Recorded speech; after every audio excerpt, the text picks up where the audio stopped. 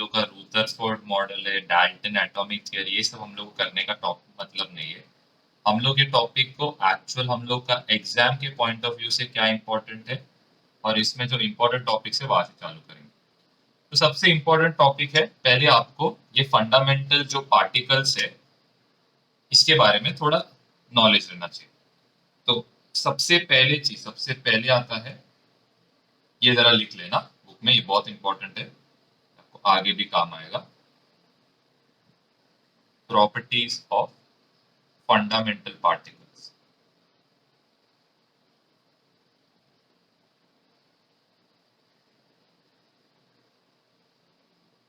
Okay, तो सबसे पहले आता है,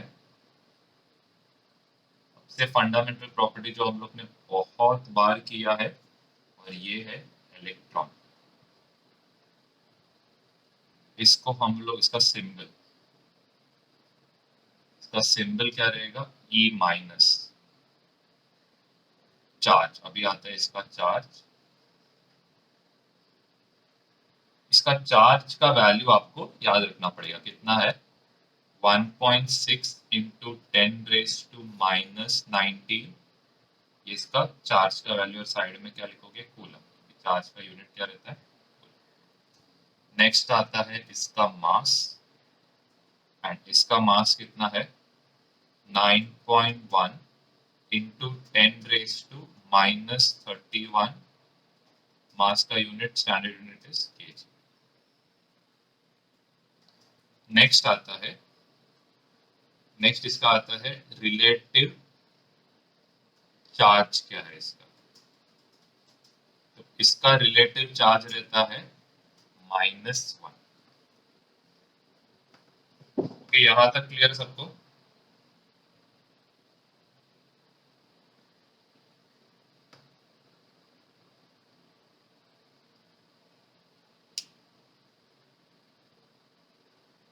यहां तक क्लियर है सबको? अभी सेकेंड, हाँ बोलो ना। हाँ, यहाँ पे फर्स्ट क्या है? First is electron. ठीक है, सबसे पहले जो आता है ये क्या? इलेक्ट्रॉन, सबसे फंडामेंटल पार्टिकल। सिंबल क्या है? E minus. इसका चार्ज का वैल्यू कितना रहता है? ये आपको याद करना पड़ेगा, -1.6 इंटू 10⁻⁻19 कूलोम। एक इलेक्ट्रॉन का मास कितना है? 9.1 इंटू 10⁻31। और इसका चार्ज क्या रहता है? इसका चार्ज रहता है -1। ठीक है, ये तो हम लोग बेसिक्स हम लोग ने ऑलरेडी किया रहेगा, लेकिन इसको मैं सिर्फ एक टेबल के फॉर्मेट में आपको बता रहा हूँ, ताकि आपको आगे जब आएगा तो इसका जो वैल्यू और क्या क्या है क्वांटिटी, ये आपको समझ में आना चाहिए। तो नेक्स्ट जो आता है ये है प्रोटॉन। प्रोटॉन को हम लोग क्या लिखते हैं? पी, और ऊपर क्या आएगा? प्लस। इसका चार्ज क्या रहेगा? एक प्रोटॉन और एक इलेक्ट्रॉन का चार्ज क्या रहता है? सेम रहता है। तो यहाँ पे सिर्फ क्या आएगा? प्लस आएगा। +1.6 इंटू 10⁻⁻19 कूलोम। नेक्स्ट, नेक्स्ट जो है ये आता है मास। अभी इसका मास क्या रहेगा? इसका मास रहेगा 1.67 इंटू 10⁻27 kg।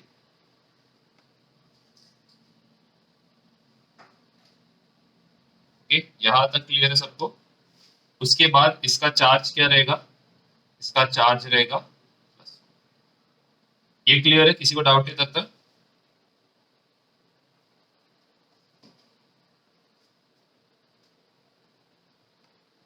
प्रोटॉन को हम लोग लिखते कैसे है? P plus.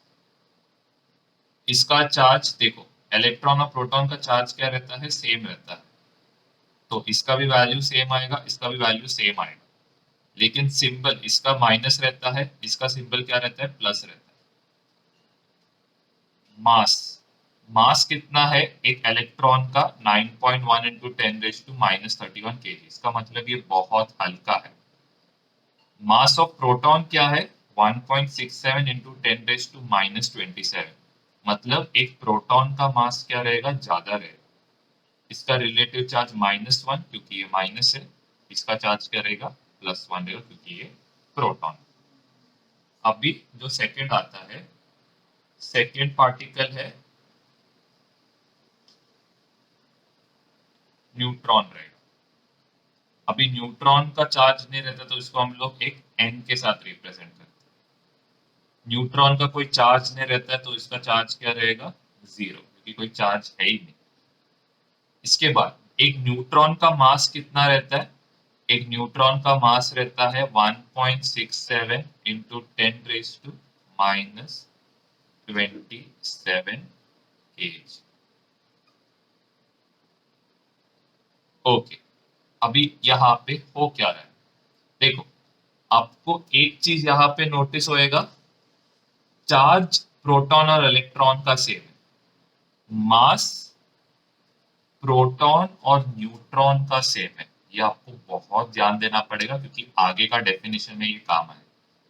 इसका रिलेटिव चार्ज क्या रहेगा, इसका रिलेटिव चार्ज रहेगा 0 क्योंकि कोई चार्ज नहीं है तो क्या रहेगा ये 0 रहेगा। नेक्स्ट जो पार्टिकल आता है ये आपने सुना ही नहीं रहेगा, ये आता है अल्फा पार्टिकल। ये आपने शायद 9th स्टैंडर्ड में सुना रहेगा, वो न्यूक्लियर जो एक्सपेरिमेंट है रेडियो एक्टिव डीके करके चैप्टर था तुम लोग को, उसमें सिंबल क्या है अल्फा। अभी इसका चार्ज क्या रहेगा, इसका चार्ज रहेगा 2 इंटू चार्ज ऑफ प्रोटॉन। इसका मतलब इसका वैल्यू कितना रहेगा 3.2 इंटू 10⁻⁻19 कूलम।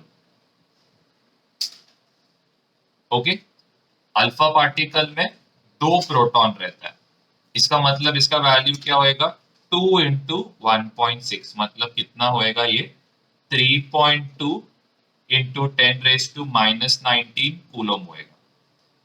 इसका मास क्या रहेगा, इसका मास रहेगा 6.67 इंटू 10⁻⁻27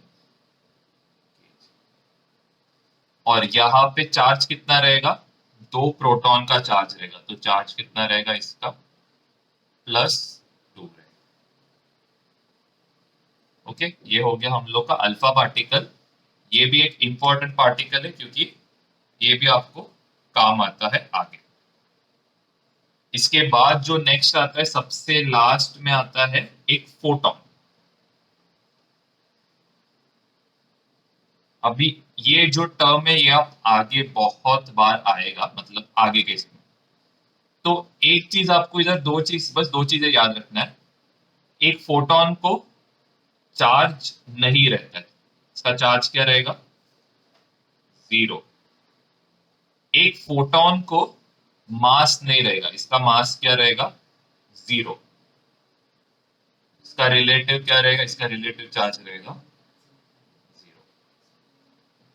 फोटॉन बेसिकली क्या है, इसके नीचे लिखो फोटॉन इज एनर्जी, बस ये एक इंपॉर्टेंट है।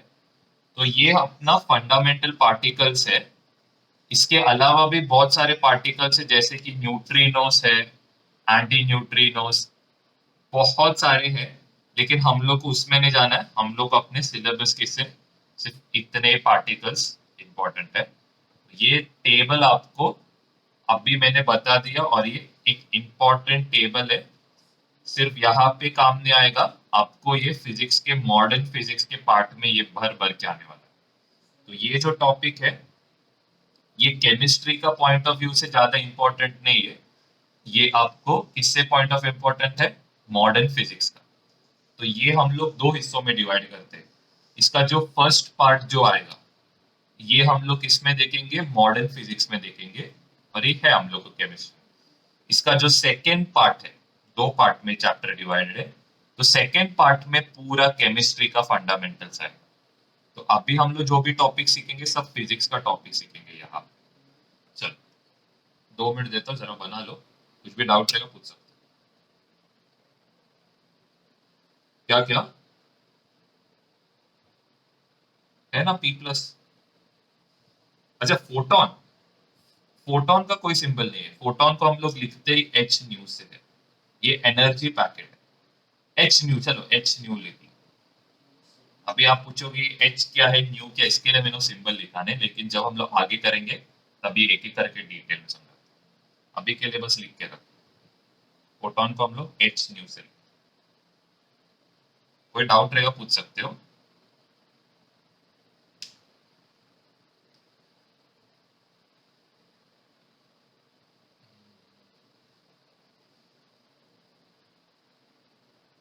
ओके, अभी हम लोग का इसमें जो नेक्स्ट जो फंडामेंटल है, तो नेक्स्ट फंडामेंटल आता है एटॉमिक नंबर और एटॉमिक मास नंबर।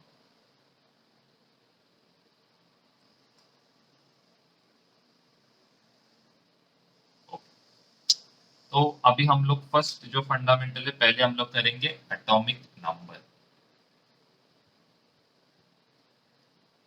अभी देखो हम लोग ने पिछले साल क्या किया था, पिछले साल हम लोग ने क्लासिफिकेशन ऑफ एलिमेंट्स में देखा था। एटॉमिक नंबर कहाँ पे यूज होता है, एटॉमिक नंबर यूज होता है मॉडर्न पीरियोडिक टेबल।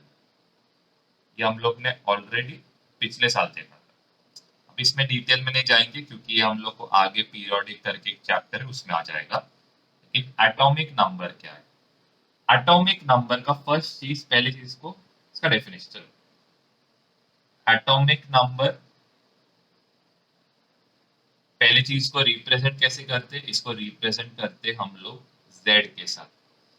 ये इक्वल टू क्या रहता है, ये equal to number of protons, number of protons in the nucleus. इसका दूसरा डेफिनेशन क्या है, नंबर ऑफ इलेक्ट्रॉन्स, इलेक्ट्रॉन्स किसमें, इन अ न्यूट्रल एटम। जरा दोनों का जरा मीनिंग बताता हूं। देखो फर्स्ट चीज क्या है, पहली चीज आपको ये समझना पड़ेगा कि कोई भी न्यूट्रल एटम का मतलब क्या है। जैसे कि सोडियम, ओके, अभी सोडियम, चलो सोडियम छोड़ो, सोडियम थोड़ा ऊपर के साइड पे गया, हम लोग पहले हाइड्रोजन। हाइड्रोजन में क्या रहता है, हाइड्रोजन में रहता है एक प्रोटॉन और एक इलेक्ट्रॉन। इसके बाद नेक्स्ट क्या आता है, हीलियम। हीलियम में रहता है दो प्रोटॉन और दो इलेक्ट्रॉन रहता है। नेक्स्ट आता है लिथियम। लिथियम में कितना आएगा, 3 प्रोटॉन 3 इलेक्ट्रॉन। हम लोग को इससे क्या समझ रहे हैं, नंबर ऑफ प्रोटॉन और नंबर ऑफ इलेक्ट्रॉन क्या है, सेम। नंबर ऑफ प्रोटॉन और नंबर ऑफ इलेक्ट्रॉन क्या है, सेम। नंबर ऑफ प्रोटॉन और नंबर ऑफ इलेक्ट्रॉन क्या है, सेम। इससे हम लोग को ये समझ रहे हैं। तो ये जो है इसका मतलब क्या है, positive charge is equal to negative charge, positive charge is equal to negative charge, positive charge is equal to negative charge. इसका मतलब एक एटम क्या रहता है, एक एटम न्यूट्रल रहता है। अभी हमेशा अनस्टेबल कौन करता है, अनस्टेबल करता है ये इलेक्ट्रॉन। ये इलेक्ट्रॉन का मूवमेंट होने से क्या होता है, चार्ज का स्टेबिलिटी आता है। क्या होता है, इलेक्ट्रॉन के मूवमेंट से चार्ज का स्टेबिलिटी आता है। तो यहाँ पे मैंने देखो इधर डेफिनेशन लिखा है, number of electrons in neutral atom. तो न्यूट्रल एटम में कितना रहेगा, न्यूट्रल एटम में नंबर ऑफ इलेक्ट्रॉन्स प्रोटॉन्स क्या रहेगा, सेम। लेकिन अगर सपोज मैंने क्या किया, एल आई, अभी एल आई के सबसे पहले चीज, इनर मोस्ट इलेक्ट्रॉन में कितना रहेगा, 2। आउटर मोस्ट में कितना रहेगा, आउटर मोस्ट में रहेगा 1 इलेक्ट्रॉन। तो इसको स्टेबिलिटी लाने के लिए क्या करना पड़ेगा, 1 इलेक्ट्रॉन देना पड़ेगा। ये 1 इलेक्ट्रॉन जैसे ही देगा, 1 इलेक्ट्रॉन देने से इसका नेगेटिव चार्ज थोड़ा कम हो गया, नेगेटिव चार्ज थोड़ा कम होने से इसमें क्या आएगा, एक पॉजिटिव चार्ज आएगा। तो इसका मतलब अभी ये इलेक्ट्रॉन न्यूट्रल है क्या? नहीं, ये इलेक्ट्रॉन न्यूट्रल नहीं है। न्यूट्रल नहीं है, इसका मतलब क्या आएगा, इसका नंबर ऑफ इलेक्ट्रॉन्स क्या हो गया, कम हो गया। तो इसीलिए डेफिनेशन क्या बोलता है एटॉमिक नंबर का, कि number of electrons in a neutral atom. चलो अभी हम लोग नेक्स्ट देखेंगे। नेक्स्ट जो आता है ये है एटॉमिक मास नंबर।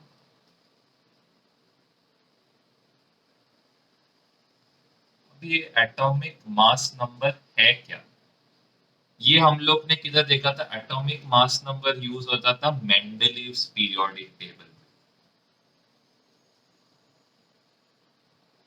ये कहा यूज होता था, मेंडलीव्स पीरियोडिक टेबल में ये यूज होता था। अब ये एटॉमिक मास नंबर है क्या? सबसे पहली चीज एटॉमिक मास नंबर है क्या? तो हम लोग पहली चीज एटॉमिक मास नंबर को लिखेंगे कैसे, ए के साथ। ये ए क्या है, एटॉमिक मास नंबर का सिंबल है। अब ये atomic mass number equal to क्या रहता है, नंबर ऑफ प्रोटॉन्स। ये नंबर ऑफ प्रोटॉन्स को हम लोग एक और इससे रिप्रेजेंट कर सकते हैं, which is Z, plus number of neutrons. ये याद रखना, एटॉमिक मास नंबर क्या रहता है, number of protons plus number of क्या रहता है, न्यूट्रॉन्स। दोनों का एडिशन करना पड़ेगा। ये नंबर ऑफ प्रोटॉन्स को हम लोग दूसरे से क्या बोल सकते हैं, इट इज इक्वल टू क्या, it is equal to atomic number. इसके लिए मैंने इधर जेड लिखा, प्लस क्या रहता है, नंबर ऑफ।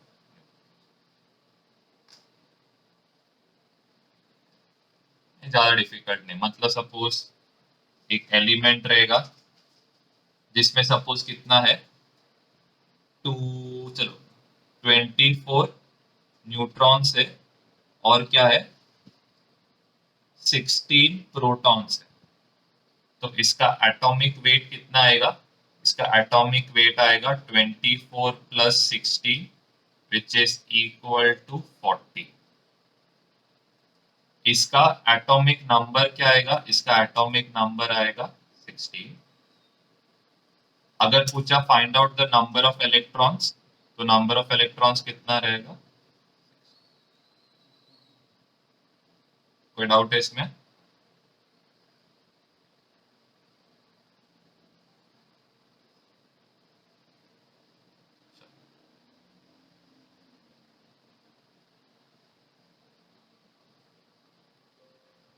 अब भी, हाँ बोलो, बोलो ना क्या हो गया, बोलो। नंबर ऑफ प्रोटॉन और इलेक्ट्रॉन सेम रहता है ना?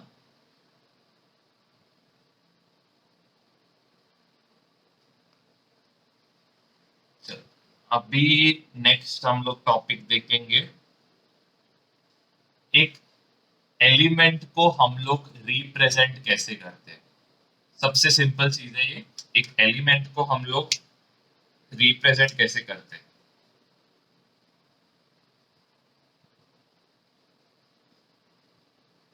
तो हम लोग कोई भी एलिमेंट को हम लोग रिप्रेजेंट, चलो ये एलिमेंट को हम लोग क्या लिखते हैं, इसको हम लोग रिप्रेजेंट करेंगे एक्स के साथ।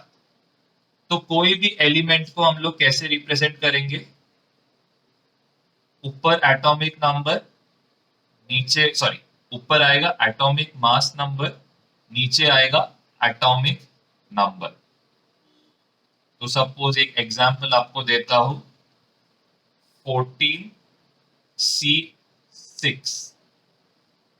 तो ये 14 हम लोग को क्या बताएगा, 14 हम लोग को बताएगा एटॉमिक मास नंबर।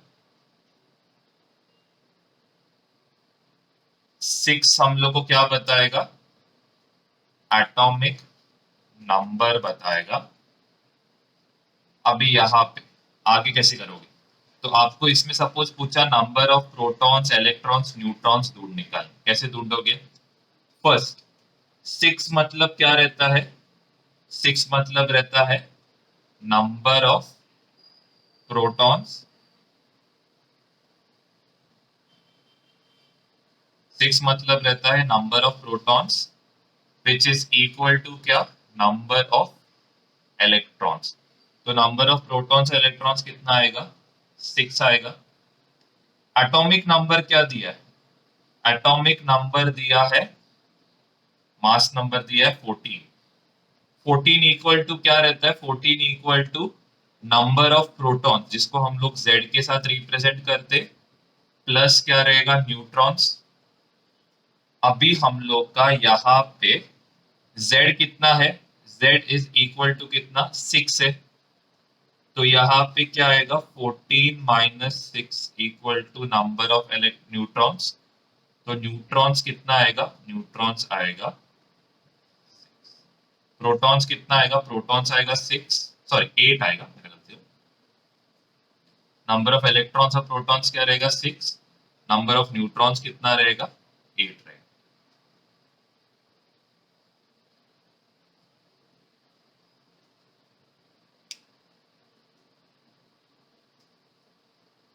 और एक एग्जांपल देता हूं, 14n7। तो इसमें ट्राई करो।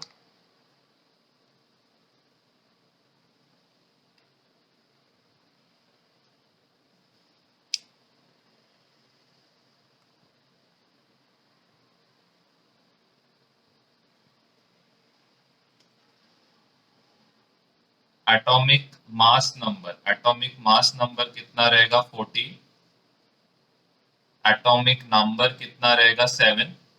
एटॉमिक नंबर हम लोग क्या बताता है?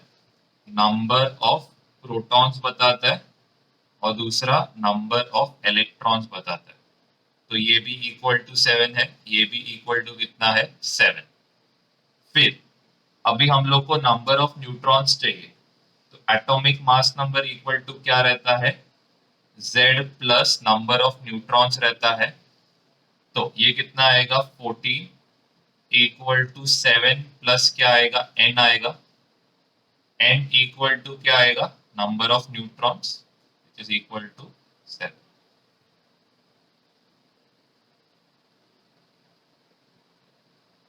कोई डाउट है? पूछ सकते हो। It is isotopes and isobars.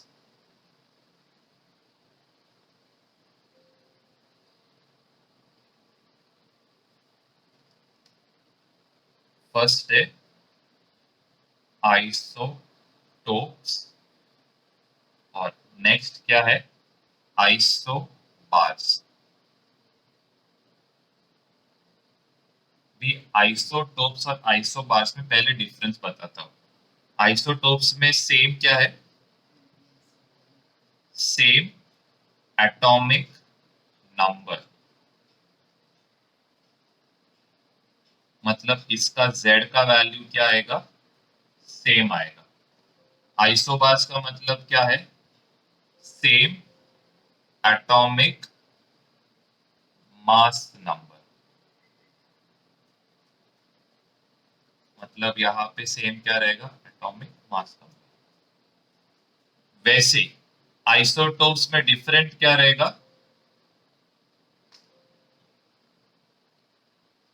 Isotopes में डिफरेंट रहेगा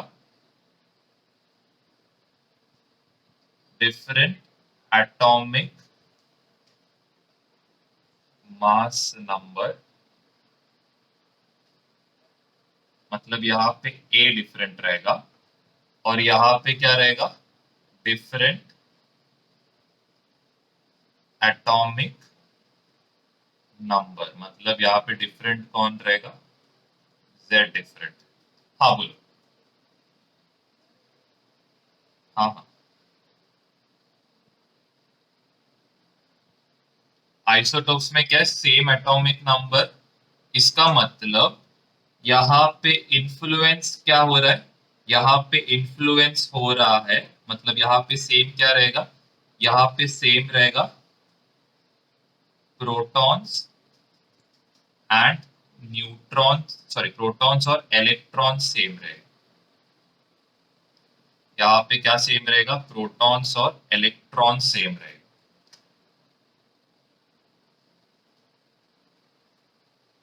ये एक इंपॉर्टेंट चीज है आइसोटोप्स। तो एक आइसोटोप का आपको पहले एग्जांपल देता हूं यहाँ पे।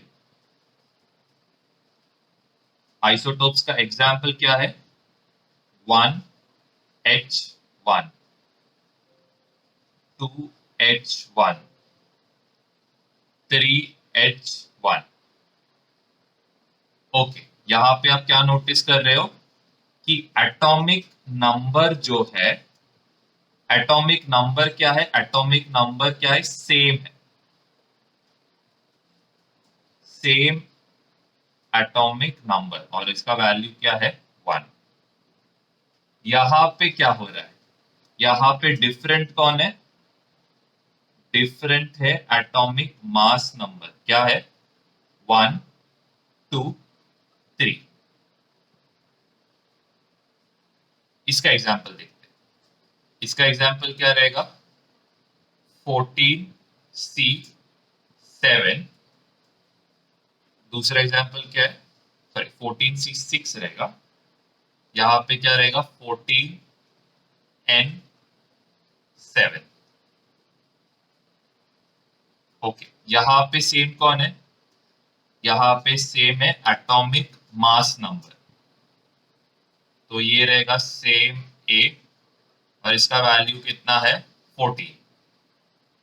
डिफरेंट कौन है, डिफरेंट है एटॉमिक नंबर, और इसका वैल्यू क्या है, 6,7।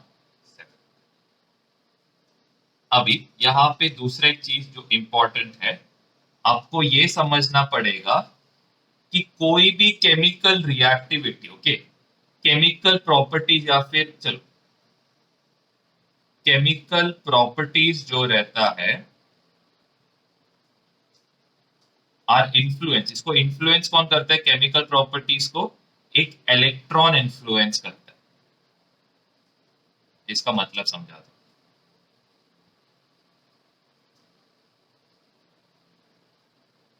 तो यहां पे क्या है, नंबर ऑफ इलेक्ट्रॉन्स क्या है, सेम है, सेम इलेक्ट्रॉन्स रहेगा, तो क्या रहेगा, इसका केमिकल प्रॉपर्टीज क्या रहेगा, सेम।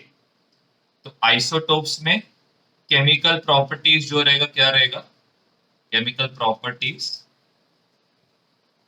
सेम रहेगा। और ये प्रॉब्लम किस में हो रहा था, मेंडलीव के टेबल में हो रहा था कि आइसोटोप्स को प्लेस का करना है, ये मेंडलीव को नहीं समझ रहा था। क्यों, क्योंकि उसने एटॉमिक मास के हिसाब से लिया था।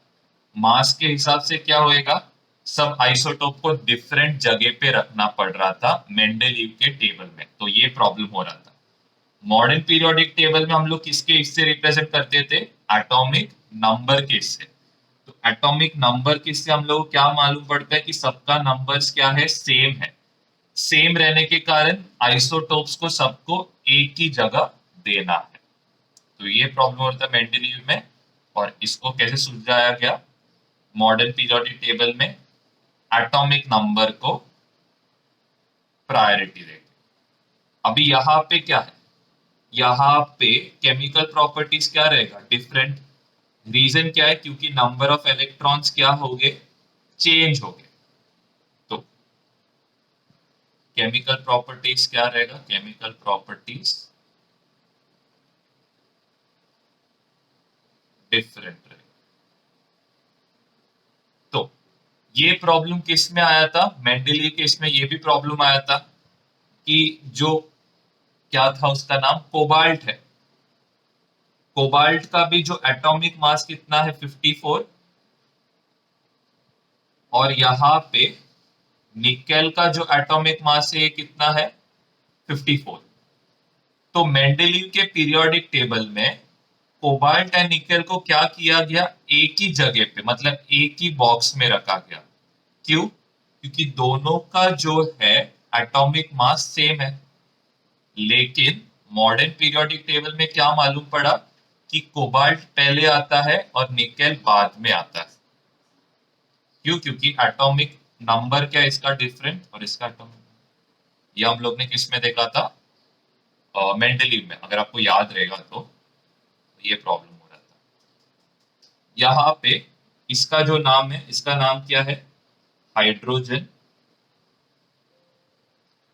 इसका जो नाम है, इसको हम लोग ड्यूट्रियम बोलते हैं, और इसका जो नाम है इसको क्या बोलेंगे? ट्रिटियम। पहले मैं आपको ये समझाता हूं, फिर आपको ये वाला क्या है आइसोटोप्स ये एग्जैक्टली समझा देता हूं। यहां तक लेकिन सब लोगों को क्लियर है? कोई डाउट है पूछ सकते हो।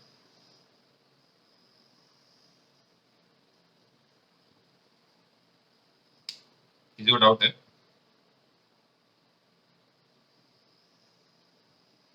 हेलो?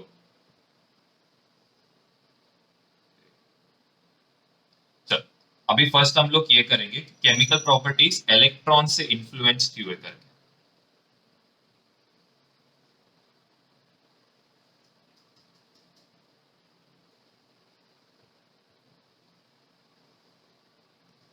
ओके, तो अभी इसके लिए हम लोग को थोड़ा पीरियोडिक टेबल का नॉलेज रहना पड़ेगा। तो यहाँ पे पीरियोडिक टेबल का हम लोग जरा नॉलेज गेन करते हैं। तो हमेशा, चलो ये पीरियोडिक टेबल का कुछ स्ट्रक्चर कुछ ऐसे रहेगा। हाइड्रोजन सबसे ऊपर है, यहाँ पे भी जैसा स्ट्रक्चर है, ये साइड में अपना हीलियम।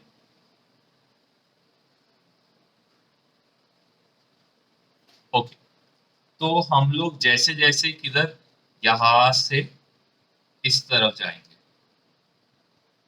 इधर से इस तरफ से इस तरफ, तो नंबर ऑफ इलेक्ट्रॉन्स क्या होएगा? नंबर ऑफ इलेक्ट्रॉन्स बढ़ते जाएगा, बढ़ते जाएगा। चलो सबसे पहले हम लोग यहाँ देखते हैं सोडियम। सोडियम के आउटर मोस्ट इलेक्ट्रॉन कितना रहता है? सोडियम में आउटर मोस्ट कितना रहता है? एक इलेक्ट्रॉन। और ये एक इलेक्ट्रॉन आराम से क्या कर पाएगा? डोनेट कर पाएगा, आराम से, बहुत आराम से। इसका मतलब इसका रिएक्टिविटी क्या रहेगा? इसका रिएक्टिविटी बहुत ज्यादा हाई रहेगा। आप इसके साइड में जाओगे, मैग्नीशियम। मैग्नीशियम में कितना रहता है? आउटर मोस्ट में दो इलेक्ट्रॉन। तो ये दो इलेक्ट्रॉन को निकालने थोड़ा मुश्किल हो रहा है। इसका मतलब क्या? रिएक्टिविटी थोड़ा क्या हो गया? कम हो गया। इसके बाद कौन आता है नेक्स्ट? एल्यूमिनियम। एल्यूमिनियम के ऑपोजिट में कितना रहता है? तीन, मतलब आउटर मोस्ट में कितना रहता है? तीन।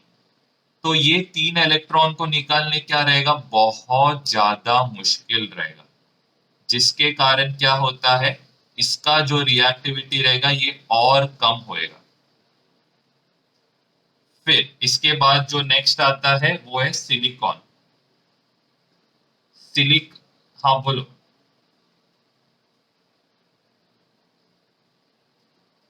हाँ हाँ, सिलिकॉन के आउटर मोस्ट में कितना है? सिलिकॉन के आउटर मोस्ट में है चार इलेक्ट्रॉन। तो ये चार इलेक्ट्रॉन को निकालने बहुत ज्यादा मुश्किल होएगा। इसका मतलब क्या हो रहा है? जब हम लोग वन से लेके फोर इलेक्ट्रॉन्स की तरफ जा रहे हैं, तो हम लोग का रिएक्टिविटी क्या होता है?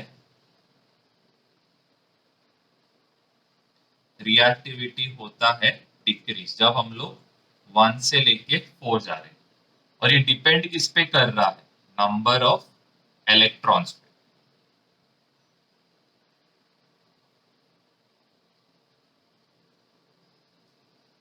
तो नेक्स्ट आता है सिलिकॉन के बाद। सिलिकॉन के बाद क्या होता है? नेक्स्ट जो आता है फॉस्फोरस। अभी फॉस्फोरस के आउटर मोस्ट में कितना रहेगा? पांच इलेक्ट्रॉन। अभी ये पांच इलेक्ट्रॉन को कितना इलेक्ट्रॉन लगेगा कंप्लीट ऑक्टेट बनाने? तीन इलेक्ट्रॉन लगेगा। कितना? Three electrons. तो ये तीन इलेक्ट्रॉन लाना बहुत मुश्किल है, तो इसका मतलब इसका रिएक्टिविटी क्या रहेगा? लो रहेगा। इसके बाद नेक्स्ट कौन आता है? सल्फर। हाँ सल्फर। अभी सल्फर में क्या होता है? आउटर मोस्ट में कितना है? सिक्स। तो इसको कितना इलेक्ट्रॉन लगेगा? दो इलेक्ट्रॉन। और ये दो इलेक्ट्रॉन लाना इस simple as compare to phosphorus. इसका मतलब इसका रिएक्टिविटी क्या रहेगा? ज्यादा। इसके बाद नेक्स्ट कौन आता है, क्लोरीन। क्लोरीन के आउटर मोस्ट में कितना रहता है, क्लोरीन के आउटर मोस्ट में रहता है 7। इसको कितना इलेक्ट्रॉन लगेगा, एक इलेक्ट्रॉन लगेगा। तो ये एक इलेक्ट्रॉन आराम से ला पाएगा। इसका मतलब 5 to 7 जब जाते हैं तो रिएक्टिविटी क्या होता है, रिएक्टिविटी वापस क्या होएगा, इंक्रीज होएगा। यहाँ पे क्या हो रहा था, 1 to 4 रिएक्टिविटी डिक्रीज हो रहा है। यहाँ पे 5 to 7 जब जाओगे रिएक्टिविटी क्या होएगा, वापस क्या होएगा, इंक्रीज होते जाएगा।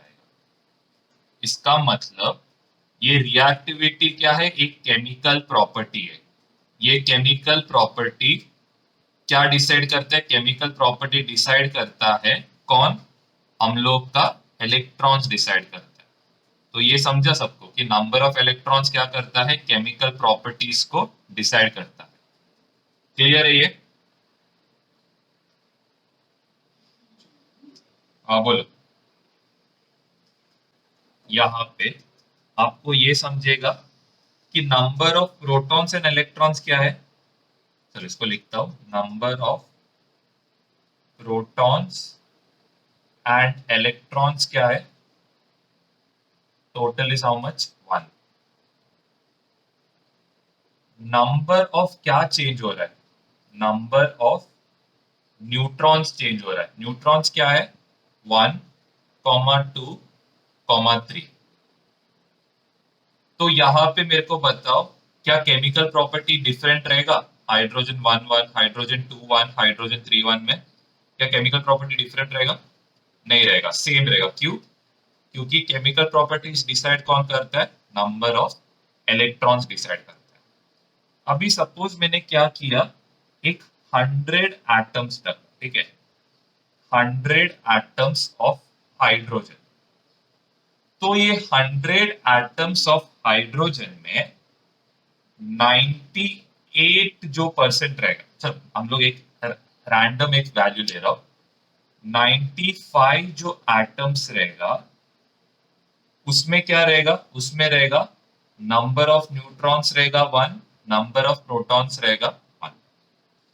ये 100 में 4 जो एटम्स रहेंगे इनका नंबर ऑफ न्यूट्रॉन्स कितना रहेगा, 2, प्रोटॉन्स रहेगा 1। और इनमें से जो 1 एटम जो रहेगा, ये 1 एटम का क्या रहेगा, 3 न्यूट्रॉन रहेगा, मतलब सॉरी 2 न्यूट्रॉन रहेगा और 1 प्रोटॉन रहेगा। लॉजिक क्लियर है? 100 एटम्स ऑफ H मतलब 100 एटम्स ऑफ हाइड्रोजन अगर मैंने उठाया, इसमें 95 एटम्स किसके रहेंगे, हाइड्रोजन के रहेंगे। 4 एटम्स किसके रहेंगे, 4 एटम्स रहेंगे किसके, ड्यूट्रियम के। Spelling is deuterium.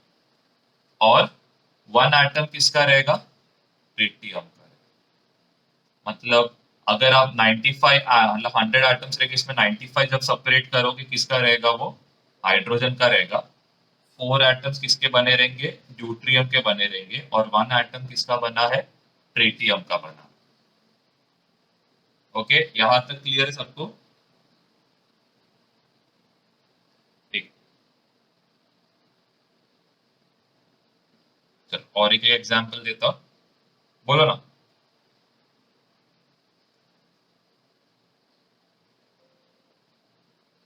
और एक एग्जांपल देता हूं, 12C6, 13C6, 14C6।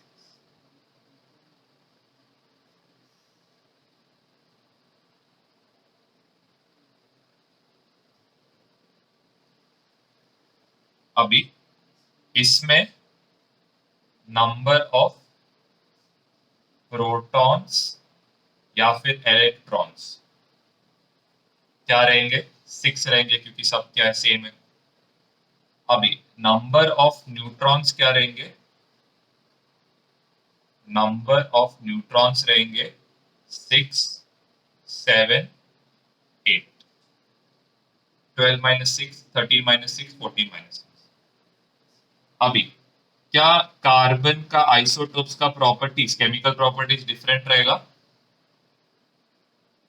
रीजन क्या है?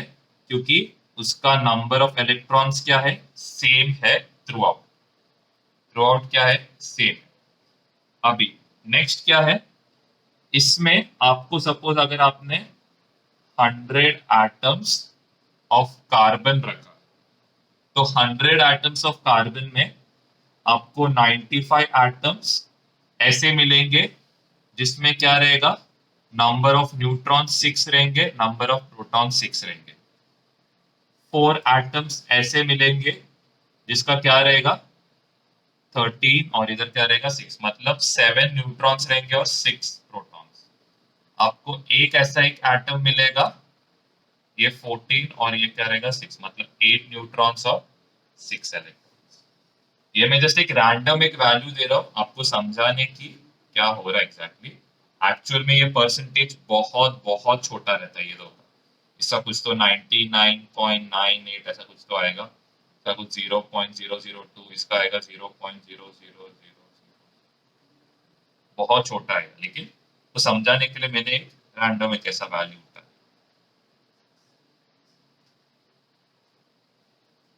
और एक लास्ट एग्जाम्पल क्या है, इसका कुछ वैल्यू मत लिखो, कुछ एग्जाम्पल के फॉर्म में लिखो। 35 Cl17 ये क्लोरीन का आइसोटोप है, और 37 Cl।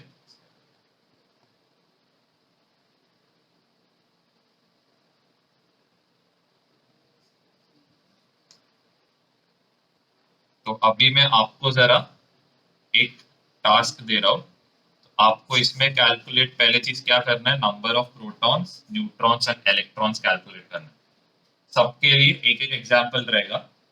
तो आपको फर्स्ट इधर दिया है 80 Br35। तो ये जरा कैलकुलेट करो, क्या क्या कैलकुलेट करना है? न्यूट्रॉन्स, प्रोटॉन्स और इलेक्ट्रॉन्स कैलकुलेट करना है। इसके लिए मैं आपको जरा और एग्जांपल्स देता हूं।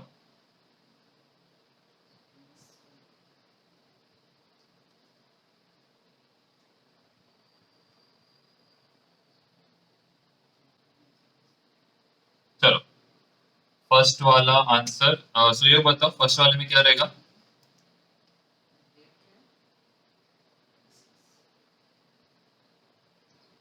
थर्टी फाइव बराबर।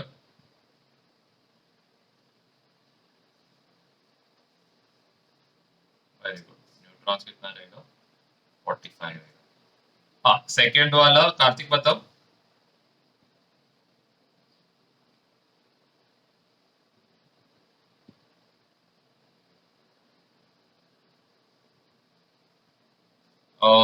आर्यन नेक्स्ट वाला बताओ।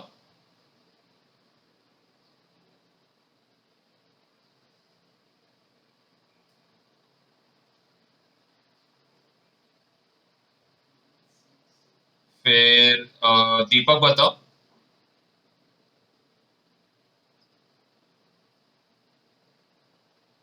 हाँ,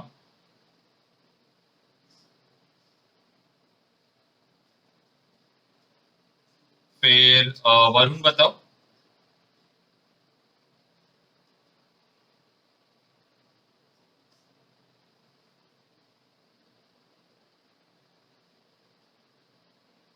वेरी गुड। अभी स्मिथ बताओ।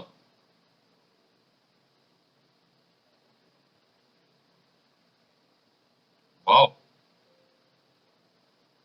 38 है। ये नंबर ऑफ प्रोटॉन्स इलेक्ट्रॉन्स बताता है, जेड नीचे रहता है। न्यूट्रॉन्स कितना रहेगा?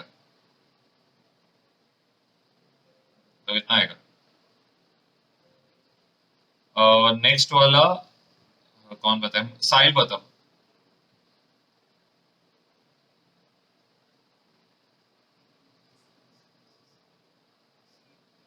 क्या क्या नम इलेक्ट्रॉन और प्रोटॉन रहता है। इलेक्ट्रॉन और प्रोटॉन का नंबर सेम रहता है।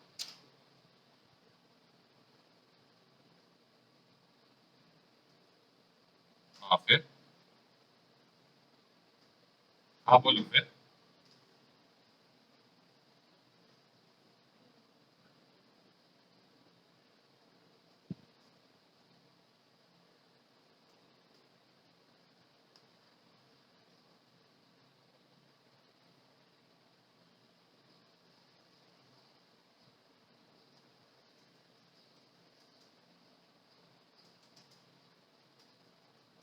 प्रियांश लास्ट वाला बता दो अब तक।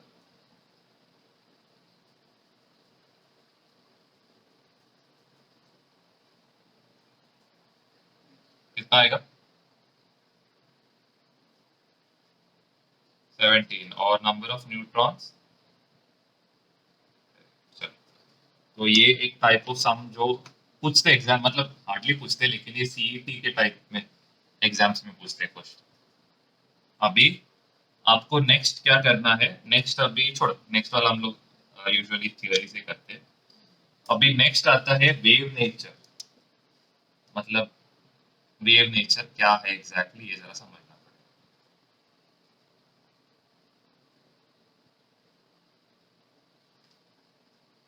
ये बहुत मतलब इंटरेस्टिंग टॉपिक है अगर आप इसको अच्छे से समझ के लोगे तो देखो, मैंने सबसे पहले चीज ये जरा समझो, मैं इधर सब जो भी एग्जाम्पल्स आपको सिखा रहा हूं सब चार्ज्ड पार्टिकल्स के बारे में। तो चार्ज पार्टिकल्स कौन कौन है? फर्स्ट है, तो बता सकते चार्ज पार्टिकल्स का नाम क्या है?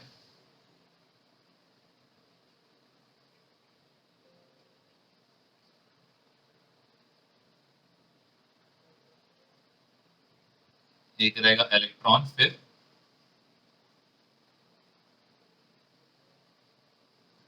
न्यूट्रॉन को चार्ज है।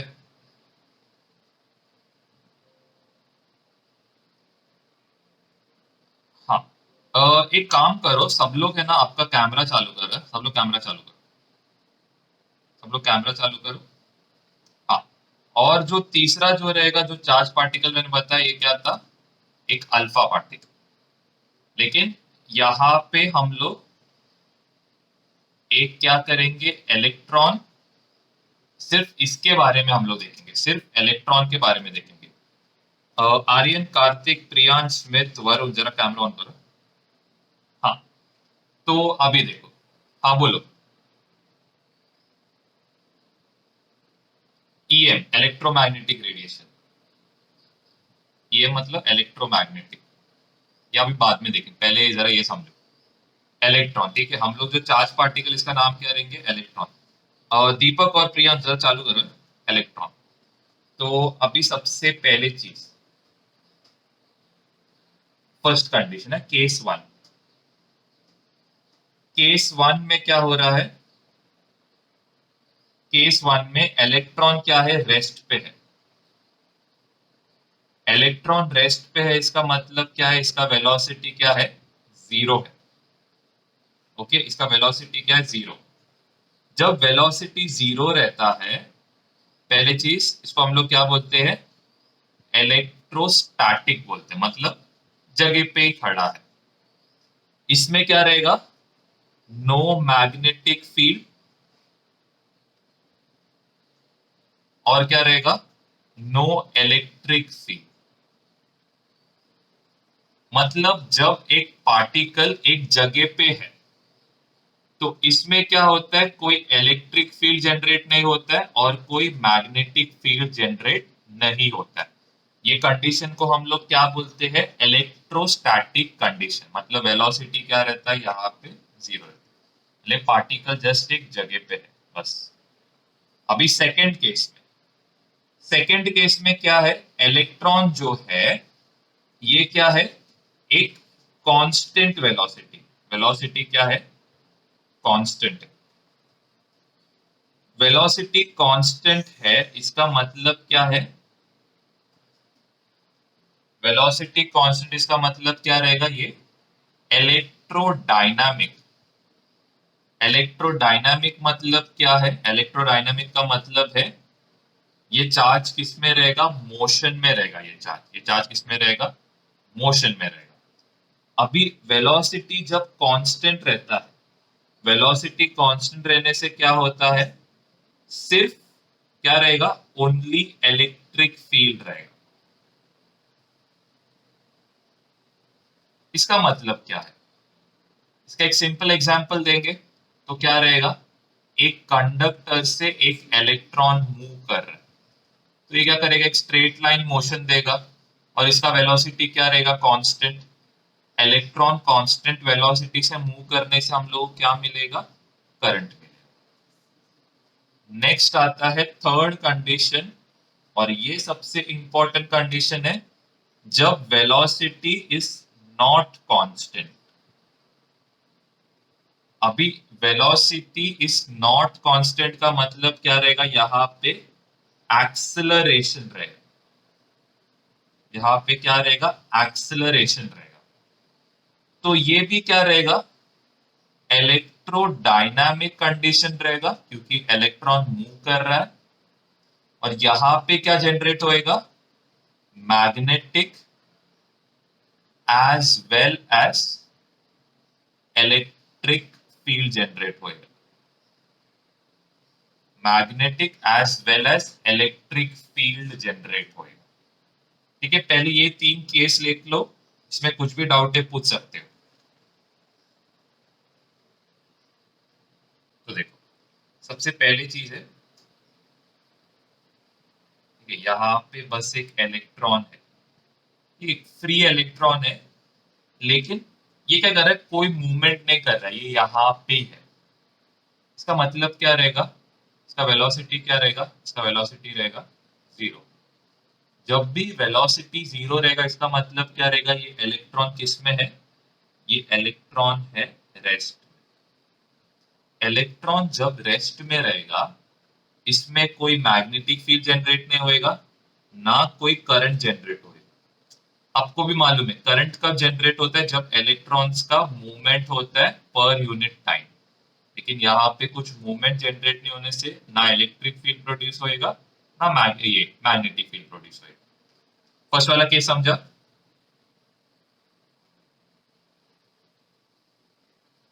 आके ना, चलो, ये हो गया फर्स्ट केस। अभी सेकंड केस में क्या हो रहा है, सेकंड केस में इलेक्ट्रॉन्स का क्या हो रहा है, इलेक्ट्रॉन्स का मूवमेंट स्टार्ट हुआ है। ये इलेक्ट्रॉन्स क्या करेगा, मूवमेंट करेगा। मूवमेंट करने से क्या होएगा, इसका वेलोसिटी क्या रहेगा, equal to a constant velocity रहेगा। तो इसका मतलब क्या, ये पार्टिकल्स रेस्ट पे रहेंगे, नहीं, एक पर्टिकुलर टाइम के बाद ये अपना क्या करेगा, जगह बदलेगा। जगह बदलने से क्या होता है, electrons per unit time, number of electrons per unit time, इसको दूसरा डेफिनेशन क्या, charge flowing per unit time, इसको हम लोग क्या बोलते हैं, करंट बोलते हैं। लेकिन ये कैसे टाइप का करंट रहेगा, ये रहेगा डीसी करंट। डीसी करंट में डायरेक्शन क्या रहता है, डीसी करंट में डायरेक्शन रहता है सेम। ओके, डीसी करंट में डायरेक्शन क्या रहता है, डायरेक्शन रहता है सेम, मतलब वो डायरेक्शन कभी चेंज नहीं करेगा। इसमें मैग्नेटिक फील्ड प्रोड्यूस नहीं होएगा, no magnetic. Pure DC current में क्या रहेगा, वेलोसिटी कांस्टेंट, करंट क्या रहेगा, डीसी रहेगा, no magnetic field. Second condition समझा सबको।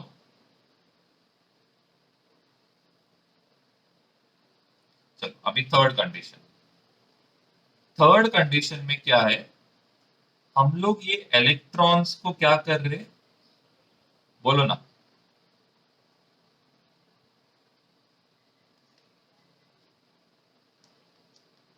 ठीक है, चलो अभी देखो, अभी एसी करंट, ठीक है, अभी एसी करंट में क्या होता है, चलो यहाँ पे एसी, एसी करंट में क्या होएगा, डायरेक्शन क्या होएगा, डायरेक्शन क्या होएगा, बता सकता है कोई, क्या होएगा डायरेक्शन का,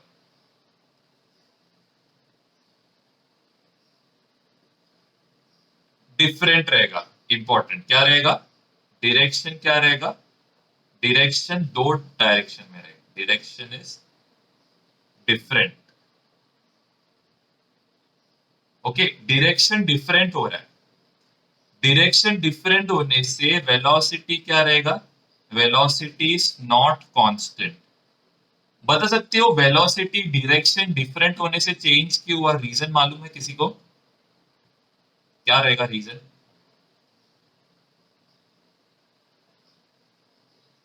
किसी को आइडिया है। यहाँ पे देखो, देखो, मेरा क्वेश्चन ये है, यहाँ पे इलेक्ट्रॉन्स का मूवमेंट हो रहा है, वेलोसिटी कांस्टेंट है।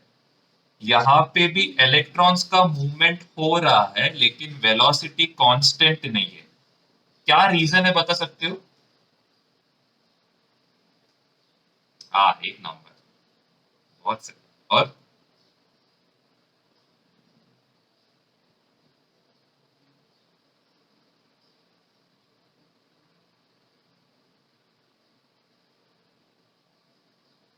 नहीं, वो भी रीजन नहीं है। समवॉट क्लोज है, समवॉट क्लोज है, लेकिन वो रीजन नहीं है। हाँ बताओ। क्या क्या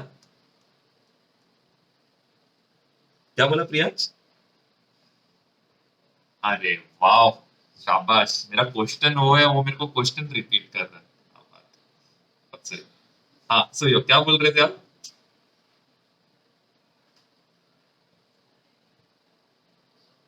अरे नहीं नहीं, वो भी नहीं है, वो बहुत अलग ही टॉपिक में है। वेलोसिटी क्या रहता है?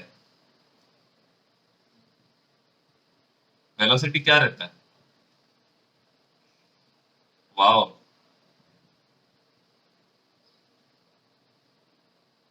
याद है? डायरेक्शन क्या है? डायरेक्शन क्या है? पहले में डायरेक्शन क्या है? सेम। इसके लिए वेलोसिटी क्या था? कांस्टेंट था पहले इसमें। यहाँ पे क्या है? डायरेक्शन चेंज हो रहा है ना। डायरेक्शन चेंज होने से वेलोसिटी सेम रहेगा क्या?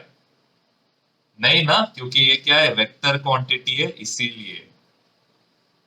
तो डायरेक्शन चेंज होने से वेलोसिटी क्या हो रहा है? वेलोसिटी चेंज हो रहा है। वेलोसिटी चेंज रहेगा तो क्या प्रोड्यूस होता है?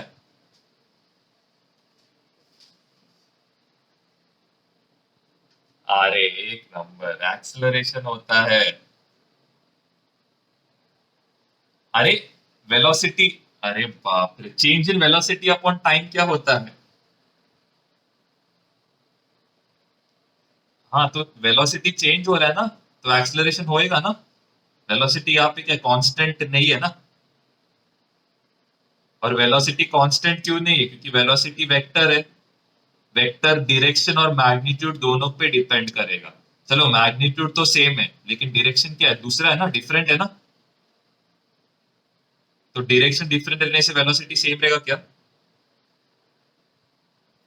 नहीं ना, इसीलिए। इसके लिए यहाँ पे वेलोसिटी कांस्टेंट नहीं। और यहाँ पे क्या प्रोड्यूस होता है? एक्सलरेशन प्रोड्यूस होता है। इधर तक क्लियर है सबको? मैं जरा थर्ड को थोड़ा और डिटेल में समझाता हूँ, चलो। अब ये थर्ड का जरा एक एग्जांपल आपको समझाता हूँ। तो आप डायरेक्शन कैसे बदल सकते हो? बहुत बहुत तरीके हैं डायरेक्शंस बदलने का।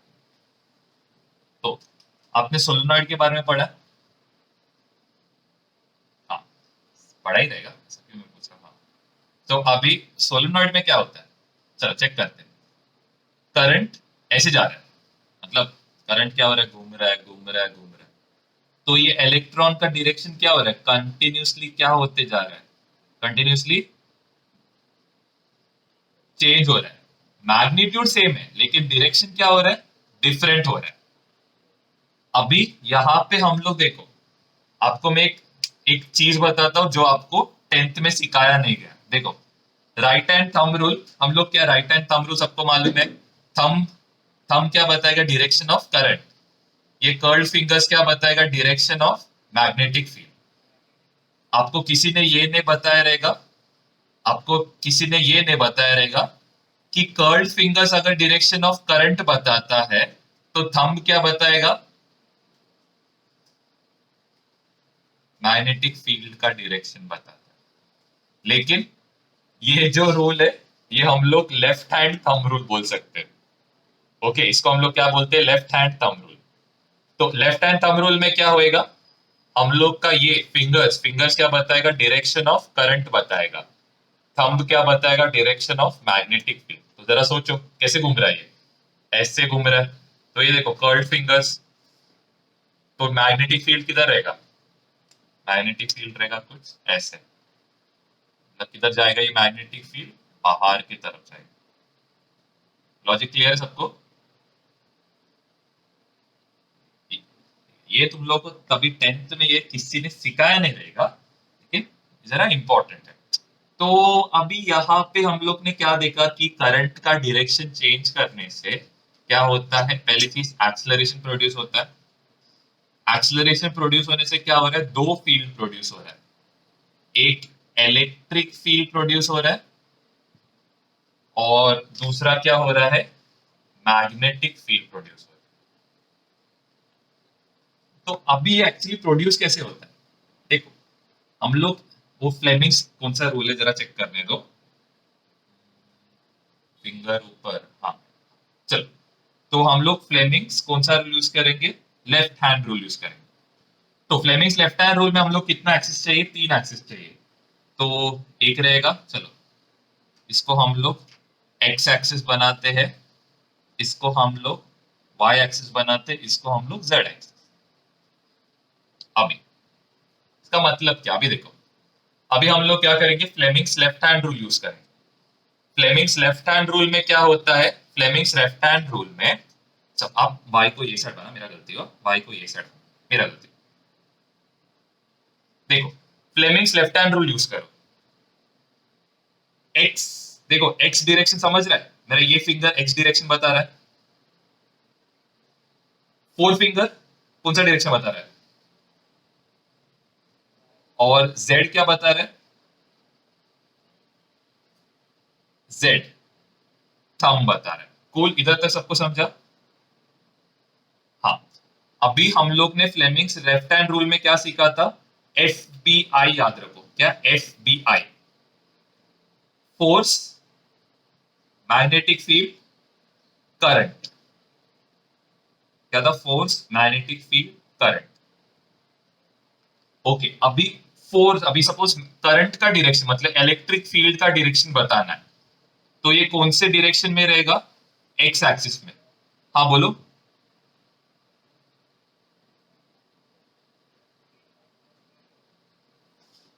हाँ, thumb force, four finger magnetic field, और मिडिल फिंगर क्या बताएगा, डायरेक्शन ऑफ करंट बताएगा, एफ बी आई याद रखो। तो हम लोग को इलेक्ट्रिक फील्ड का डायरेक्शन चाहिए, तो हम लोग किसका डायरेक्शन लेंगे, करंट का डायरेक्शन। तो ये कैसे जाएगा, ये जाएगा एक्स जेड डायरेक्शन में। करंट कौन से डायरेक्शन में जाएगा, एक्स जेड डायरेक्शन में जाएगा, समझा। करंट कैसे जाएगा, करंट जाएगा एक्स जेड डायरेक्शन में। तो ये एक्स जेड जो है, एक्स जेड मतलब क्या, ये समझो कि बोर्ड का प्लेन है, मतलब ये पूरा बोर्ड का जो एरिया है, इस पे हम लोग का क्या जाएगा, करंट जाएगा। ये क्लियर है। अभी हम लोग को मैग्नेटिक फील्ड का डायरेक्शन चाहिए, तो मैग्नेटिक फील्ड कहां से जाएगा, मैग्नेटिक फील्ड जाएगा कौन से डायरेक्शन में, वाई डायरेक्शन में जाएगा। मैग्नेटिक फील्ड कौन से डायरेक्शन में जाएगा, वाई डायरेक्शन में जाएगा। तो इसका मतलब इसका कुछ डायरेक्शन कैसे रहेगा,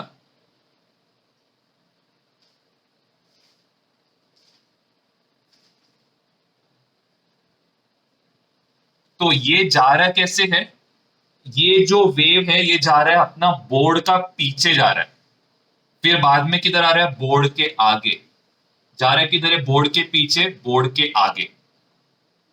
ये कैसे जा रहा है, ये बोर्ड के ऊपर से जा रहा है, ऐसे समझो, करंट कैसे जा रहा है, बोर्ड के ऊपर से जा रहा है। मैग्नेटिक फील्ड कैसे जा रहा है, बोर्ड के पीछे, बोर्ड के आगे, बोर्ड के पीछे, बोर्ड के आगे। तो अगर सपोज मेरे को डायरेक्शन ऑफ करंट बताना है, ओके, मेरे को क्या बताना है, डायरेक्शन ऑफ करंट, तो मैं इसको जरा डार्क बनाता हूं।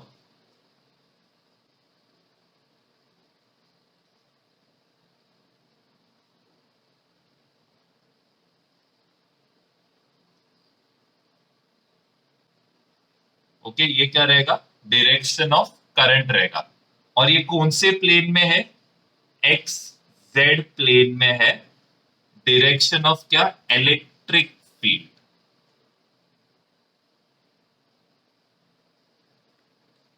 और वाई एक्स प्लेन पे, मतलब एक्स वाई प्लेन पे क्या रहेगा, एक्स वाई प्लेन पे रहेगा हम लोग का, एक्स वाई प्लेन पे रहेगा मैग्नेटिक फील्ड। ओके, ये डायग्राम सबको समझा? किसी को डाउट है? हाँ। और हम लोग का डायरेक्शन ऑफ मोशन क्या रहेगा? हम लोग का इलेक्ट्रॉन कौन से एक्सिस में जा रहा है? हम लोग का इलेक्ट्रॉन जा रहा है एक्स एक्सिस, एक्स एक्सिस में जा रहा है।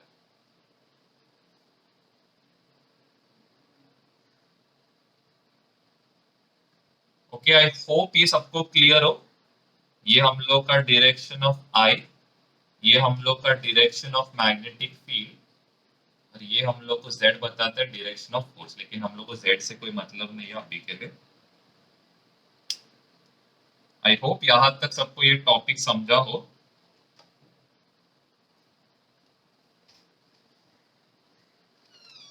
ये कब होता है?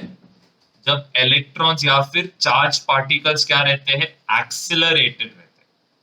ये यूजुअली सिर्फ हम लोग इलेक्ट्रॉन्स के लिए ये बिहेवियर ऑब्जर्व करते हैं। इसके लिए सिर्फ इलेक्ट्रॉन्स के लिए। प्रोटॉन्स पे क्यों ऑब्जर्व नहीं करते? क्योंकि प्रोटॉन्स का मास ज्यादा है। प्रोटॉन्स का मास हम लोग ने ऑलरेडी देखा था कितना है, 1.6 इंटू 10⁻⁻27 है, ये ज्यादा है। और इसका कितना है?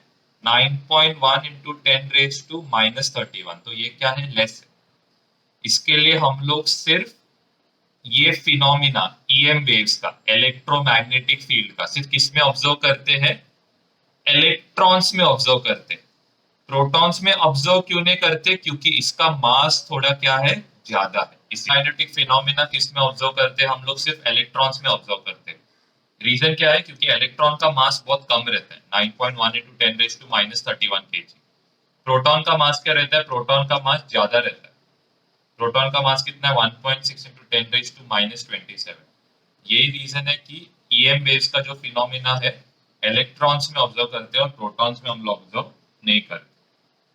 तो अभी नेक्स्ट क्या है कि ये ईएम वेव्स, ओके, ये इलेक्ट्रोमैग्नेटिक वेव्स, फर्स्ट चीज, इसका सबसे फेमस एग्जांपल है इलेक्ट्रोमैग्नेटिक वेव्स का।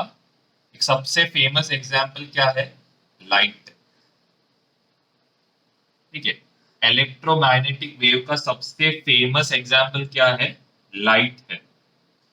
अभी यहाँ पे ईएम वेव्स प्रोड्यूस कैसे होते हैं?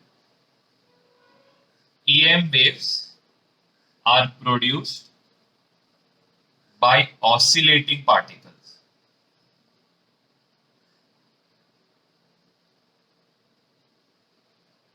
अभी ये ऑसिलेटिंग पार्टिकल्स का मतलब क्या है कि ये पार्टिकल्स अपना डायरेक्शन क्या करेगा? टाइम के हिसाब से क्या करेगा? चेंज करेगा।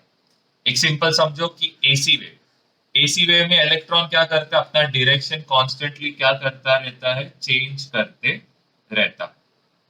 अभी इसमें नेक्स्ट क्या है? Electric and magnetic field are perpendicular to each other. देखो, मैग्नेटिक फील्ड और इलेक्ट्रिक फील्ड दोनों के बीच में एंगल कितना है?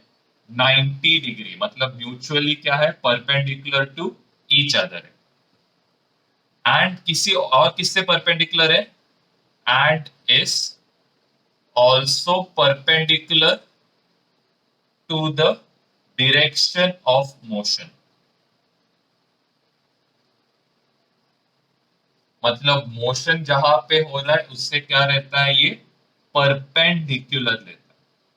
वैसे ही जो फोर्थ पॉइंट है, लाइट को जो रहता है, लाइट रिक्वायर्स नो मीडियम।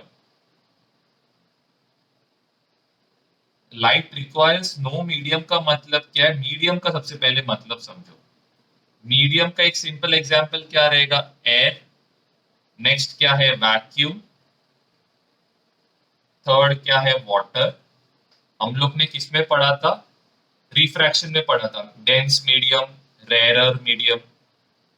तो इसमें बता सकते हो कौन डेंस रहेगा, कौन रेयर रहेगा? कोई बता सकता है? सबसे डेंस वाटर रहेगा, सबसे ज्यादा वाटर रहेगा। फिर इसके बाद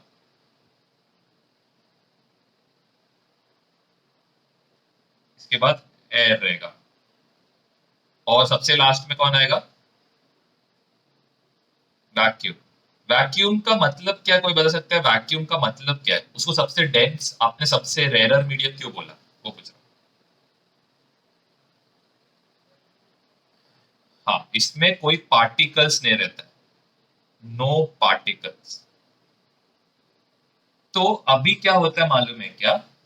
साउंड वेव्स जो रहता है, ठीक है, साउंड वेव्स, साउंड वेव्स को क्या लगता है? साउंड वेव्स को एक मीडियम लगता है। साउंड वेव्स को क्या लगता है? एक मीडियम लगता है। Sound waves require a medium. इसका मतलब क्या है कि आप जब स्पेस में जाओगे आपको साउंड सुनाई नहीं देगा। क्यों? क्योंकि स्पेस क्या रहता है? स्पेस में रहता है वैक्यूम। लेकिन आप अगर अभी यहां से देखो, अभी मैं बात कर रहा हूं तो आपको मेरा आवाज सुनाई दे रहा है। इसका रीजन क्या है? एक मीडियम है और दूसरा क्या है? एयर प्रेजेंट है, इसीलिए।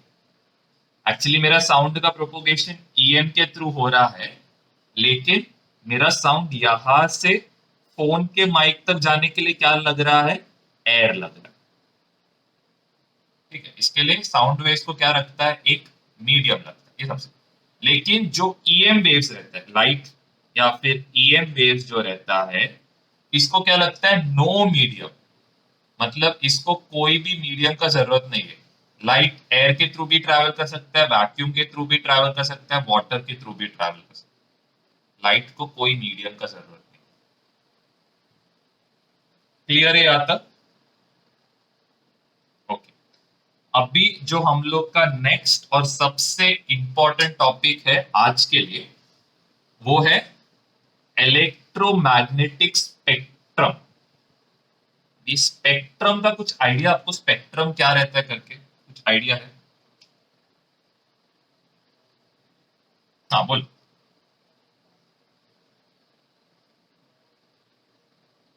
Okay, very good, very good, very good. मतलब एक अच्छा एक एग्जांपल आर्यन ने दिया है कि जो विजिबल लाइट रहता है, ठीक है, ये जो विजिबल लाइट रहता है, मतलब इसको हम लोग क्या बोल सकते हैं? व्हाइट लाइट या फिर सनलाइट, कोई व्हाइट लाइट या फिर सनलाइट, या फिर इसको हम लोग बोलते हैं विजिबल लाइट। ये क्या रहता है? 7 कलर्स में डिवाइडेड है। 7 कलर्स क्या क्या रहेगा? Violet, indigo, blue, green, yellow, orange, red. तो इसको हम लोग क्या बोलते हैं? स्पेक्ट्रम बोलते हैं। स्पेक्ट्रम मतलब क्या? एक कलेक्शन रहता है। स्पेक्ट्रम मतलब क्या? एक कलेक्शन रहेगा। अभी ये तो हम लोग ने सिर्फ विजिबल लाइट के लिए किया है।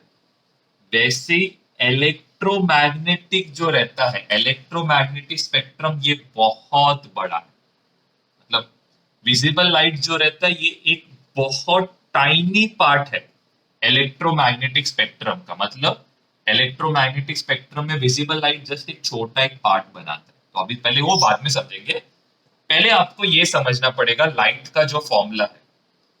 तो हम लोग ने शायद 9th स्टैंडर्ड में पढ़ा रहेगा। सबसे पहले हम लोग वेलोसिटी का फॉर्मूला लिखते हैं। वेलोसिटी का फॉर्मूला इज डिस्टेंस अपॉन क्या रहेगा? डिस्टेंस अपॉन टाइम रहेगा। ओके।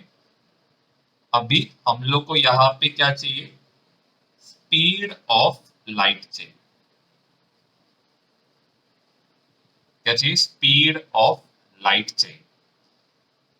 ओके। अभी हम लोग ने अभी जस्ट किया था कि ईएम वेव्स क्या रहता है? एक टाइप ऑफ वेव।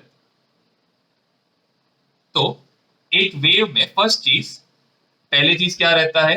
एक वेव लेंथ रहता है। तो वेव लेंथ क्या रहेगा? एक वेव को कंप्लीट होने कितना लेंथ, मतलब एक वेव का लेंथ क्या है? तो ये क्या रहेगा हम लोग का? वेव लेंथ रहेगा। ओके। तो मैं तो जरा डेफिनेशन लिखता हूं। लेंथ ऑफ वन वेव, या फिर इसको और एक डेफिनेशन से क्या बोलते? Distance between two crest comma two troughs, मतलब दो क्रेस्ट के बीच में जो डिफरेंस है, दो ट्रफ के बीच का जो डिस्टेंस है, दो क्रेस्ट और दो ट्रफ के बीच में जो डिस्टेंस है, ओके, ये डिस्टेंस को भी हम लोग क्या बोलते हैं, वेवलेंथ। ठीक है, यहाँ मेरे को जगह नहीं है तो आप समझ लेना। ओके, अभी नेक्स्ट क्या आता है, नेक्स्ट आता है फ्रीक्वेंसी। अभी फ्रीक्वेंसी का डेफिनेशन पहले लिखता हूं, हाँ बोलो। हाँ देखो, दो क्रेस्ट मतलब दो टॉप पार्ट्स के बीच का सबसे मैक्सिमम पॉइंट जो पहुंचते हैं उसके बीच का जो डिस्टेंस है उसको हम लोग क्या लेते हैं, वेवलेंथ। ट्रफ्स क्या है, सबसे बॉटम मोस्ट पॉइंट, तो सबसे बॉटम मोस्ट दो पॉइंट्स के बीच का डिस्टेंस को हम लोग क्या लेते हैं, वेवलेंथ। तो वेवलेंथ का डेफिनेशन क्या है, लेंथ ऑफ वन वेव। दूसरा डेफिनेशन क्या है, डिस्टेंस बिटवीन टू क्रेस्ट या फिर टू ट्रफ्स। ओके, यहां तक क्लियर है। नेक्स्ट आता है फ्रीक्वेंसी। फ्रीक्वेंसी का डेफिनेशन क्या है, number of waves passing through unit time. अभी ये जो यूनिट टाइम है इसको मैं क्या लेता हूं, 1 सेकेंड लेता हूं। अभी ये एग्जांपल आपको समझाता हूं। अभी सपोज मैं दो एग्जांपल यहाँ पे लेता हूं। ये हम लोग का क्या है, ये टाइम कितना है, 1 सेकेंड का टाइम। ओके, ये 1 सेकेंड का टाइम।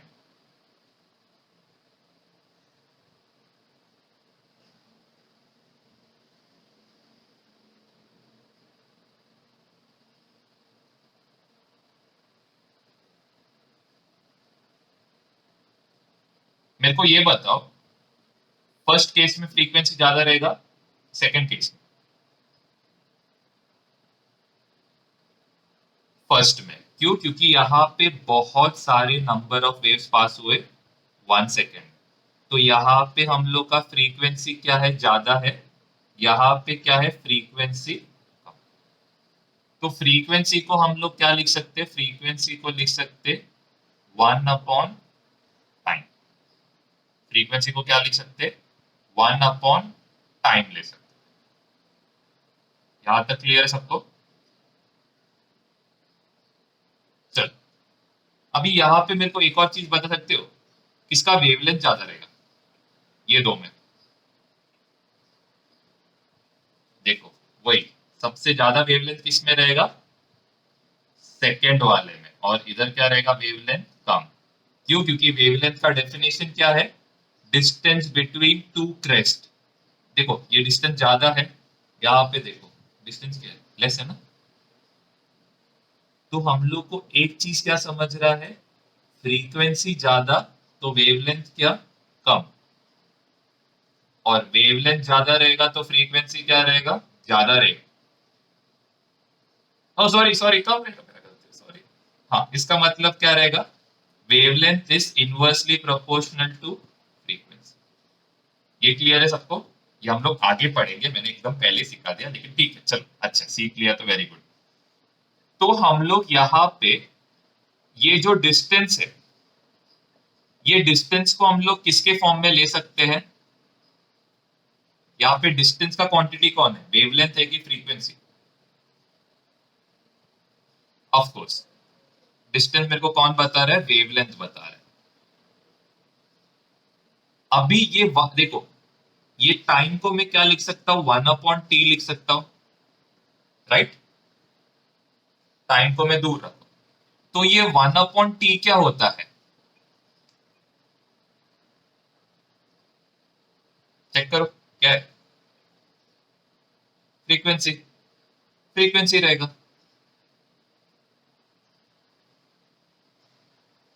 तो स्पीड ऑफ लाइट का फॉर्मूला क्या रहेगा, वेवलेंथ इनटू क्या आएगा, फ्रीक्वेंसी आएगा।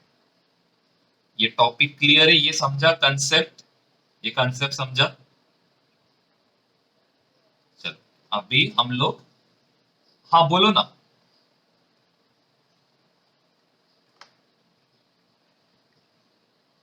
बरोबर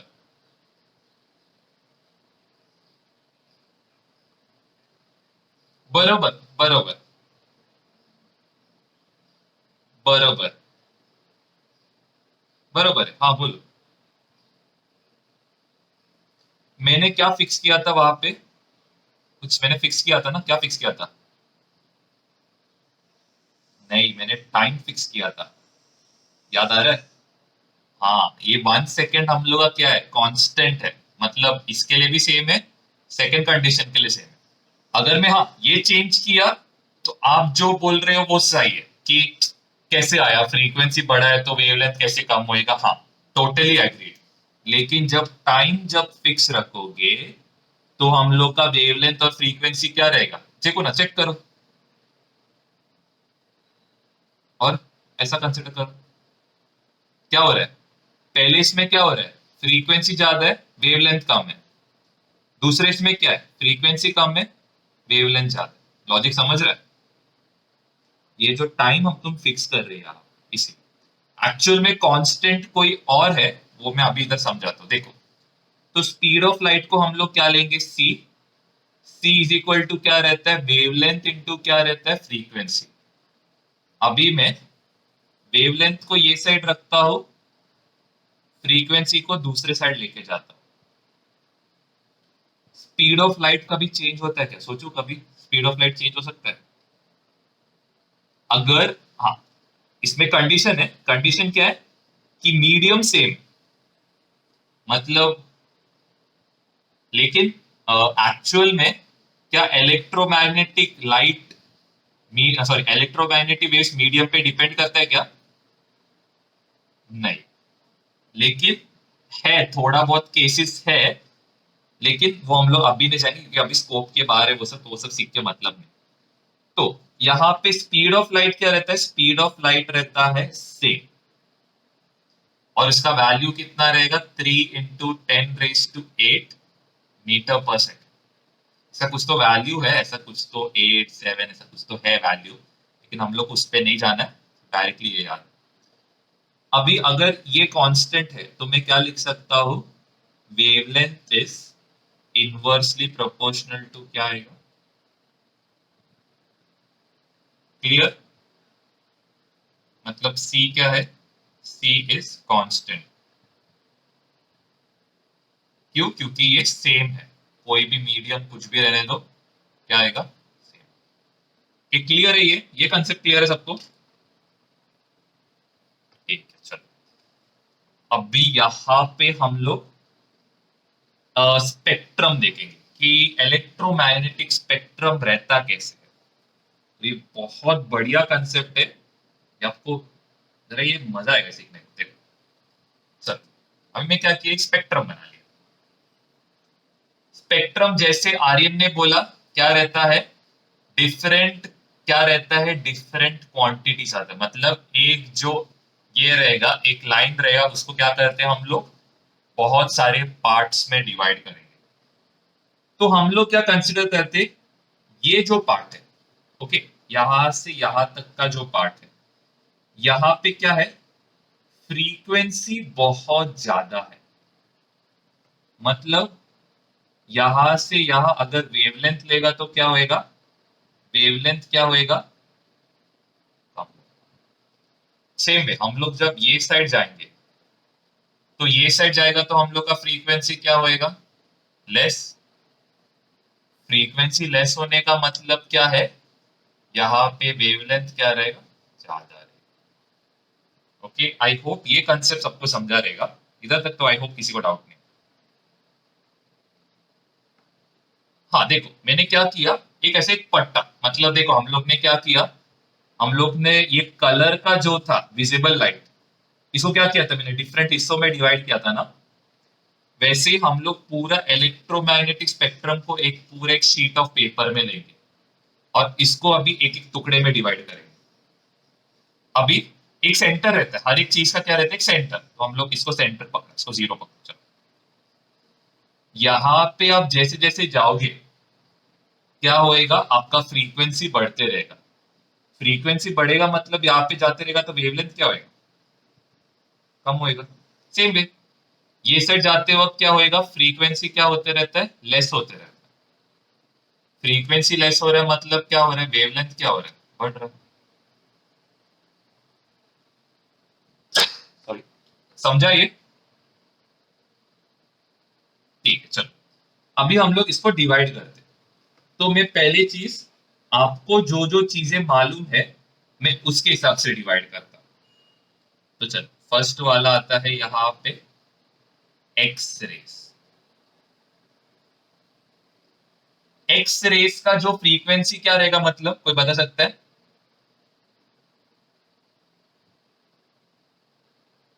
इसके थ्रू आप क्या बता सकते हो एक्स रेस के बारे में, एक्स रेस क्या रहेगा, फ्रीक्वेंसी क्या रहेगा, एक्स रेस का frequency will be very high और इसका वेवलेंथ क्या रहेगा, लेस रहेगा। ओके, अभी इसका जो फ्रीक्वेंसी है, इसका मैं आपको टेबल मैंने बना के रखा है, ये मैं आपको नोट्स जब सेंड करूंगा तभी आप देख लेना इसका वैल्यू रटने का कोई जरूरत नहीं है। इसके बाद आपने नेक्स्ट वाला सुना रहेगा यूवी रेस। यूवी सुना है ना, यूवी का मतलब क्या है, अल्ट्रावायलेट। अल्ट्रावायलेट का मतलब क्या है, यहाँ पे जो लाइट रेस रहेगा ये ज्यादा करके कौन सा कलर का रहेगा, वायलेट कलर का रहेगा, बहुत वायलेट कलर का रहेगा। इसका भी क्या है, फ्रीक्वेंसी ज्यादा है, वेवलेंथ क्या है, लेस। इसके बाद जस्ट इसके बाद अपना क्या आएगा, विजिबल लाइट आएगा, जो बहुत स्मॉल क्वांटिटी है, ये जो पार्ट है ये बहुत छोटा है, ये क्या है, विजिबल लाइट। तो मेरे को कोई बता सकता है विजिबल लाइट चालू किससे होएगा, विजिबल लाइट का सबसे पहला जो कलर क्या रहेगा वो पूछ रहा हूँ। वाओ, वायलेट रहेगा, वायलेट। रीजन क्या है, रीजन क्या है, क्योंकि वायलेट का वेवलेंथ कम है। वेवलेंथ कम है इसका मतलब इसका फ्रीक्वेंसी क्या रहेगा, ज्यादा। तो सबसे पहले क्या आएगा, ज्यादा फ्रीक्वेंसी वाला आएगा, तो सबसे पहले क्या आएगा, वायलेट, फिर Indigo, blue, green, yellow, orange, red. ये लॉजिक समझा? इसके बाद नेक्स्ट आता है इंफ्रारेड। इंफ्रारेड सुना है, सुना ही रहेगा, ऑफकोर्स सुना ही रहना। इंफ्रारेड, आप हाँ, अभी आप एक्स रेस को देख नहीं सकते, आप यूवी रेस को देख नहीं सकते। रीजन क्या है, इसका रीजन ये है कि ये हम लोग के विजिबल लाइट के इसमें आता नहीं है। विजिबल लाइट कितना रहता है, विजिबल लाइट रहता है 400 नैनोमीटर टू 750 नैनोमीटर। तो ये क्या रहेगा, ये रहेगा वायलेट का वेवलेंथ, ये रहेगा रेड का वेवलेंथ। इंफ्रारेड 750 एक्चुअली, तुम लोग का बुक में एक्चुअली जो 10th का बुक दिया है उसमें थोड़ा गलत दिया है, इसका एक्चुअल वैल्यू 750 तक जाता है, 750 तक। अभी नेक्स्ट क्या आता है, इंफ्रारेड। इंफ्रारेड आप किधर यूज करते हो, फोटोग्राफी में यूज करते हो। और दूसरा क्या है, आपका जो टीवी चैनल्स है, अगर आपको कोई भी सेंसर या फिर कंट्रोल करना है तो हम लोग क्या करेंगे, इंफ्रारेड यूज करेंगे। इंफ्रारेड के बाद नेक्स्ट कौन आता है, माइक्रोवेव। माइक्रोवेव मालूम है ना सबको? हाँ, माइक्रोवेव क्या करता है, खाने को गर्म करता है। सिर्फ सर्टेन, देखो अभी पूरा खाने को गर्म नहीं करेगा, वो सिर्फ सर्टेन एलिमेंट्स को गर्म करता है, इसके लिए इसको क्या बोलते हैं, माइक्रोवेव। ये भी हम लोग बाद में समझेंगे, तो थोड़ी देर बाद। इसके बाद लास्ट में आता है रेडियो वेव्स। रेडियो वेव सुना है आपने? हाँ, एक रहेगा शॉर्ट रेडियो वेव्स, एक रहेगा long radio waves. Short radio waves हम लोग के अर्थ पे अगर कोई कम्युनिकेशन करना रहेगा तो हम लोग क्या यूज करेंगे, short radio waves. Long radio waves कहाँ पे यूज करते हैं, स्पेस के कम्युनिकेशन पे। अभी यहाँ पे क्या होता है मालूम है क्या, ये जो वेवलेंथ रहता है ये रहता है 10⁸ इसका क्या मतलब है, इसका ये मतलब है कि इसका एक वेव कंप्लीट होने एक वेव कंप्लीट होने कितना किलोमीटर रहेगा? 1 लाख किलोमीटर। मतलब समझ रहे हो आपको? देखो यहाँ पे एक वेव कंप्लीट होने को ये डिस्टेंस कितना रहेगा? ये डिस्टेंस रहेगा कुछ तो 8 सेंटीमीटर। रेडियो वेव्स का एक वेव कंप्लीट करने कितना किलोमीटर का हम लोग को स्केल बनाना पड़ेगा? 1 लाख किलोमीटर का स्केल। एक्चुअली 1 मिलियन है मेरे हिसाब से, 1 मिलियन आना चाहिए। मतलब समझ रहे हैं ना? ये हम लोग किसके लिए यूज करते हैं? स्पेस का कम्युनिकेशन की। लॉजिक समझ रहे हैं सबको? और ये जो आपने सुना नहीं है, ये है गैमा रेस। सुना रह सकता है, ऐसा नहीं कि नहीं सुना है। हाँ, ये रहता है गैमा रेस। हाँ, लास्ट ईयर नहीं, 9th में था, आपको अगर याद रहेगा तो। 9th स्टैंडर्ड में था ये। एक्चुअली 9th स्टैंडर्ड में था। न्यूक्लियर डीके जब होता है, मतलब कोई न्यूक्लियर एक्सपेरिमेंट जब होता है। हाँ, एक रहता है अल्फा, एक रहता है गामा, और तीसरा क्या रहता है भूल गया, बीटा। अल्फा, बीटा और गामा रेस।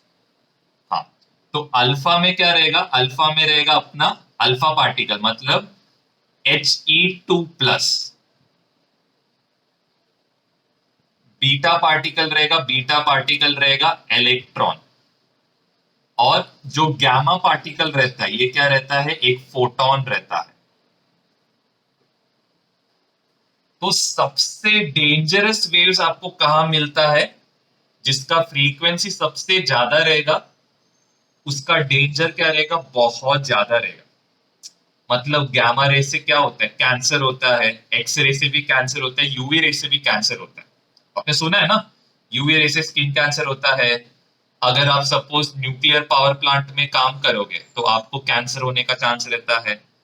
तो ये जो पार्ट है, इसमें कैंसर होने का चांस है। रीजन क्या है? इनका फ्रीक्वेंसी बहुत ज्यादा है। फ्रीक्वेंसी बहुत ज्यादा रहने से इनका जो एनर्जी रहेगा बहुत, मतलब बोलते हैं ना, अनस्टेबल रहता है। देखो, कोई भी न्यूक्लियर पार्टिकल क्या रहता है? अनस्टेबल रहता है। इसका रीजन क्या है? क्योंकि इनका फ्रीक्वेंसी बहुत ज्यादा है, मतलब इनका एनर्जी बहुत ज्यादा रहता है।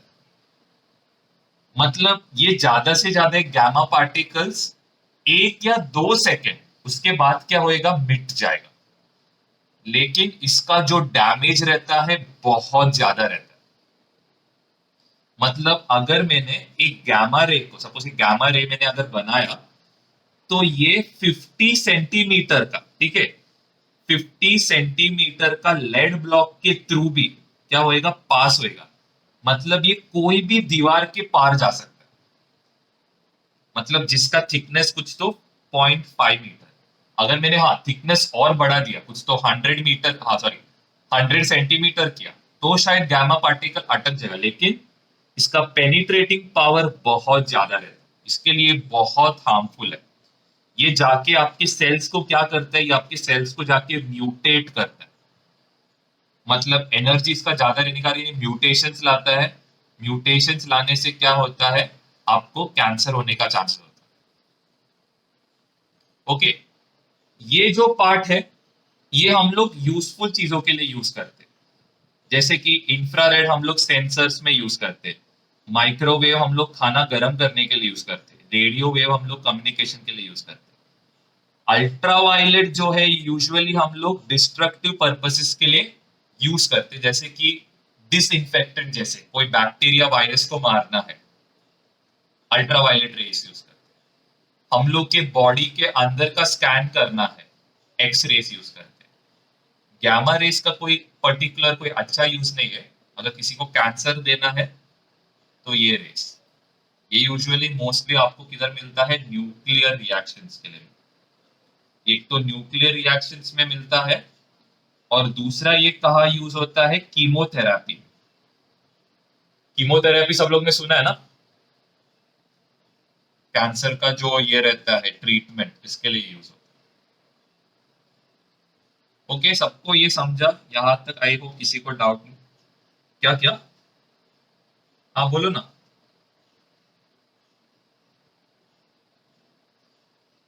बोलो ना।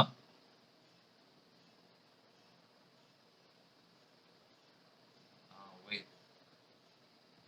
चल, तो आई होप यहाँ तक सबको समझा रहेगा, किसी को डाउट रहेगा पूछ सकते हो। सबको समझा ना अभी स्पेक्ट्रम क्या है करके। सबसे ज्यादा फ्रीक्वेंसी वाला क्या रहेगा, गामा रेस। सबसे कम फ्रीक्वेंसी वाला क्या रहेगा, सबसे कम फ्रीक्वेंसी वाला रहेगा रेडियो वेव्स, मतलब इसका वेवलेंथ क्या रहेगा, सबसे ज्यादा रहेगा। ओके, आई होप यहां तक सबको क्लियर हो।